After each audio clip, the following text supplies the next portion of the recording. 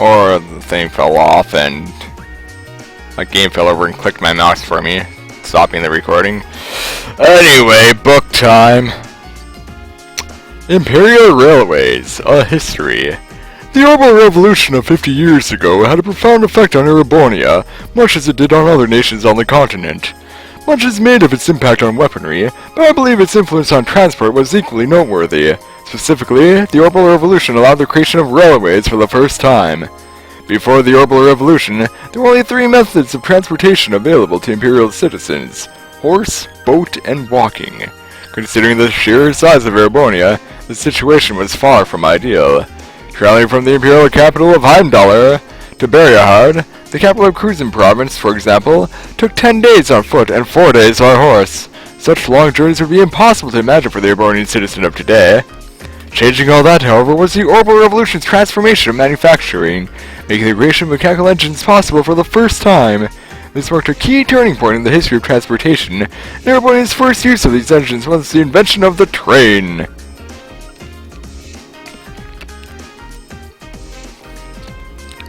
The first orbitally powered vehicle to run on rail tracks was developed through the combined efforts of Professor G. Schmidt, a leading disciple of Professor Epstein, on the Rainford factory, known at the time as a weapons manufacturer. Septian calendar 1160. The freight line between Roar City and Sakshan iron mine was completed. Septian calendar 1165. The first passenger railway connecting Heimdallr and Roar began operation. As a result of these developments, the concept of the Orbital Railway became widely known throughout the nation. And by 1175, a wide-reaching railway network had been created with Heimdallr at its center. This rail nexus effectively connected the imperial capital with all the major provincial capitals.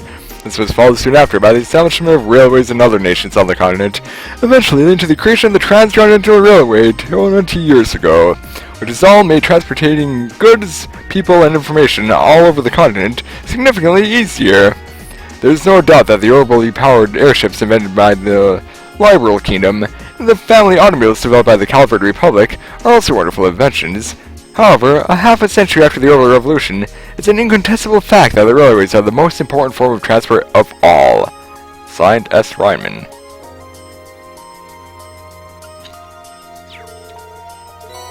Hey, I got notes.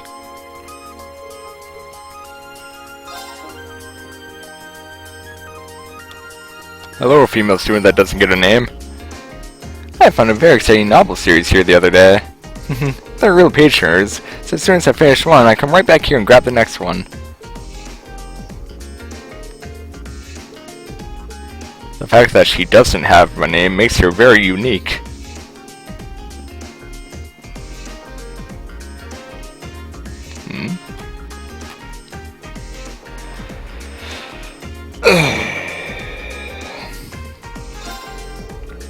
The Four Great Houses is a collective term for the storied families who rule the four Erebonian provinces. Each controls their private provincial army and commands respect second only to the Arnor family. All four run their nearly country-sized provinces in accordance with the Empire's class system, but a push for modernization is increasing tensions between the Four Great Houses and the Reformist faction. The Hundred Days' War was a war of aggression waged by the Empire against the Liberal Kingdom in 1192. Demons drawn from the 100 days between the start of the war and its church-mediated end. Initially, Liberal appeared to be at a significant disadvantage, with the Empire occupying a majority of their territory. But a single operation using the then-new patrol airships turned the tide of battle. The reason for the war is not public knowledge, but the Erebonian Empire has since formally apologized to Liberal, calling the war a mistake born from an unfortunate misunderstanding.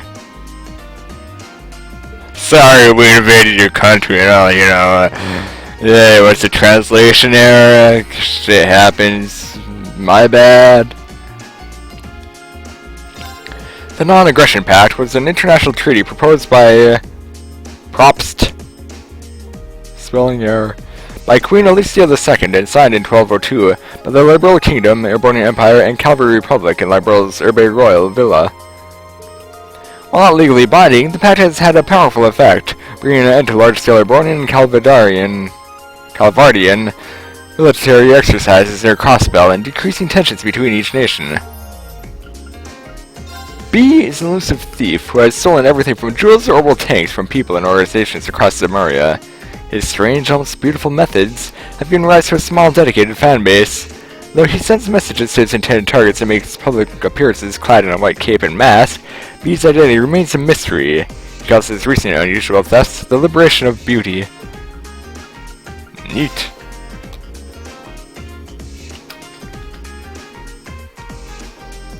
Read a book, read a book, read a motherfucking book.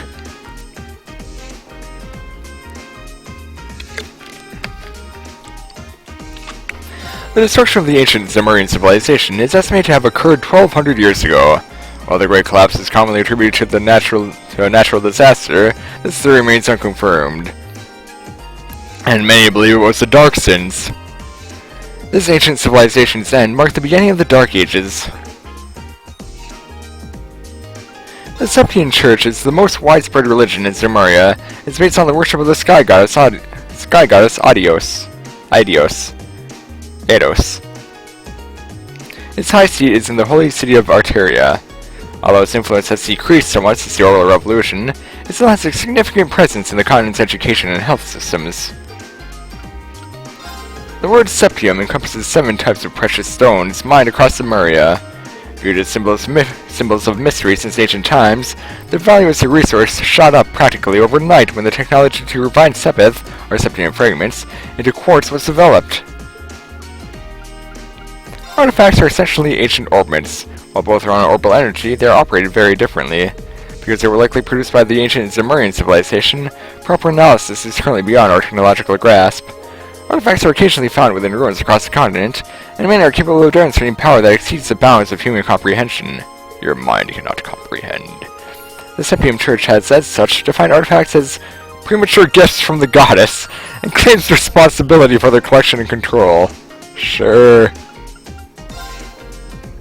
Gift from God. Culture.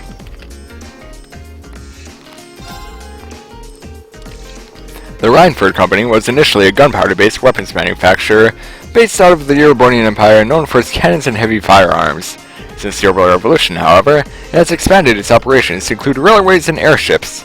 This expansion has made it one of the continent's 2 largest companies, rivaled only by Calvard's Verne Company.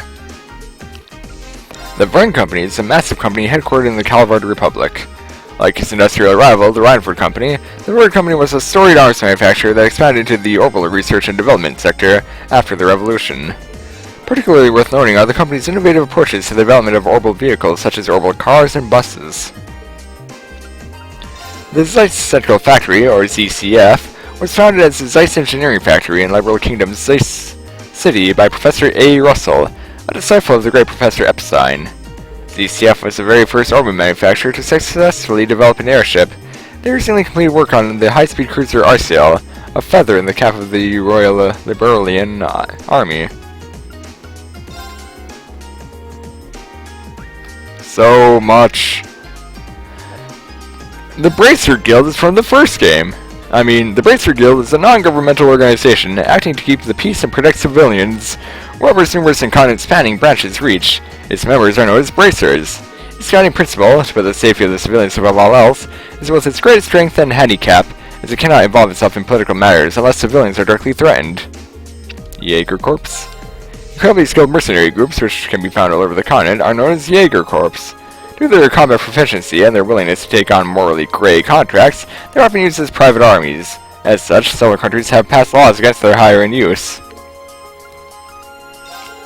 The International Bank of Crossbill is a large banking organization which manages the vast quantities of money flowing into Crossbill and supports the economies of nations across the continent. The IBC's interests extend beyond banking, too. In addition to providing most of the funding for the Epstein Foundation Noble Network project, the bank manages theme parks, and other similar diversions. Can I go to a theme park? The Imperial Chronicle is a news organization headquartered in Heimdallr, and has built up a reputation as the Empire's most trustworthy news source over the course of its 120-year history. Last year, in an effort to diversify their news distribution, the company established Imperial Chronicle Radio to supplement their widely read newspaper.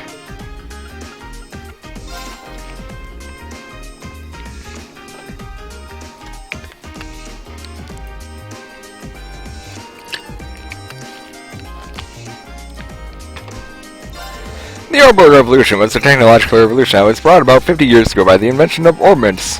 The public was initially skeptical of this technological leap, but the invention of the orbital telephone by the Epstein Foundation and CECF's orbital airships quickly proved orbits' practical value. Orbits have since become an essential part of our daily lives. Orbital technology powers everything from essentials like heating and lighting, to transport vehicles to even modern weaponry. What's more, advancements in technology have decreased the size of orbital engines, leading to the development of more capable and affordable consumer-level automobiles by the Verne and Reinford companies. Orbit is a general term for devices that operate by drawing orbital energy from septium. This technology was invented by Professor C. Epstein. The internal structure of an orbit allows it to interact with quartz, which in turn is manufactured from septium. This design allows for the manufacture of orbits with nearly limitless potential. Between their flexibility and ability to recover the internal orbital energy over time, orbits are significantly more efficient than combustion engines. A quartz is a thing that looks like glass. A quartz is a circuit with a crystalline structure made from refining and processing septium fragments known as sepith. While quartz are both an energy source and are capable of producing a variety of phenomena, without the use of an orbit they are completely powerless. Seriously, quartz is like glass, isn't it? All the quartz that I've seen. Orbital arts.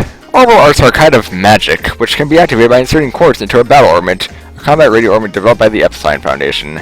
These arts, as they are commonly known, are widely used by armies, police forces, and bracers across the continent for their ease of use. Sufficient training can give anyone access to their incredible power. The Orbital Network Project is an effort by the Epstein Foundation to develop a network in which vast quantities of information can be exchanged between computers using a series of orbital cables. Quartz cables? While initially a joint effort between the Epstein Foundation and Liberal CCF, the IBC is currently bankrolling the project. As a result, the network is currently being tested in Crossbell City. Internet. The Epstein Foundation is an organization dedicated to continuing the work of Professor C. Epstein. It researches and manufactures orbits, specializing in information processing and communication. The Epstein Foundation is also the sole manufacturer of battle orbits, which allow their users to access arts. The Recent Orbital Network Project also promises to be the future of orbital communication. Ah, God. Oh, God. Okay, two more.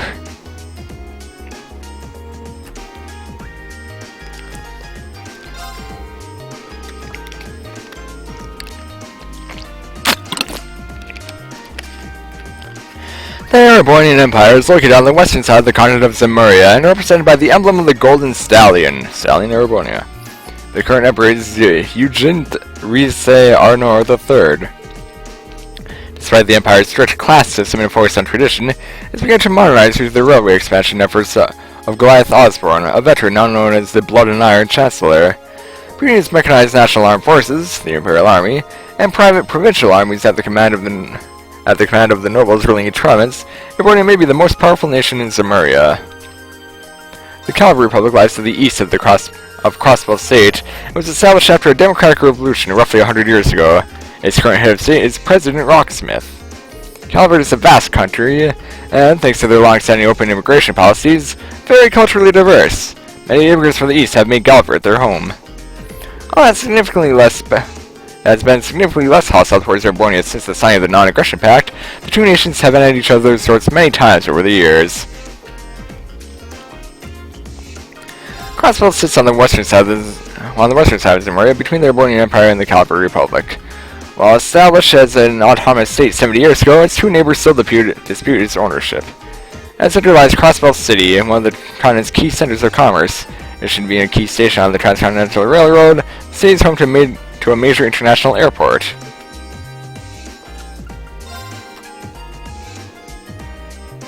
Home of the Epstein Foundation, the birthplace of Professor C. Epstein himself, Le Mans is a city in the center of the Zemurian continent. It's also known for housing the headquarters of the Bracer Guild, which has branches all across Zemuria.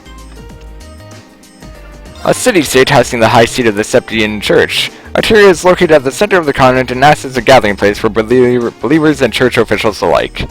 The church comprises a number of organizations, including the Congregation for Divine Worship, which handles liturgical matters, the Congregation for the Sacraments, which handles administering the sacraments of the gods, and the Papal Guard, which is responsible for protecting the holy city of Arteria itself. The Liberoa Kingdom is situated in the southwest part of the Zimrian continent. Rich in nature and history, the kingdom is ruled by the long-lived Queen Alicia II, a staunch advocate for peace. While a humble nation compared to those around it, its powerful septium reserves, advanced technological capabilities, and Queen Alicia's skillful diplomacy allow it to stand on equal footing with any other. Last year, a large object of unknown origin appeared above Valeria Lake. What? Disabling armors nationwide. What? This crisis was resolved through the joint efforts of the Royal Army and the Bracer Guild. There was just something there and it did shit. Weird. The Nord Highlands are located northeast of the Empire and surrounded by the Isengard Range. Despite its harsh natural environment, it is populated by a tribe of nomads with their own unique culture. In their proximity to both the Empire and the Republic, the Highlands have been a hotly contested territory for many years. Okay. And that ends story time.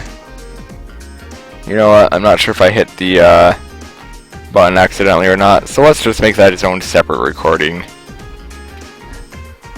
So there you have it, all the books you need to read in the library at the start of the game.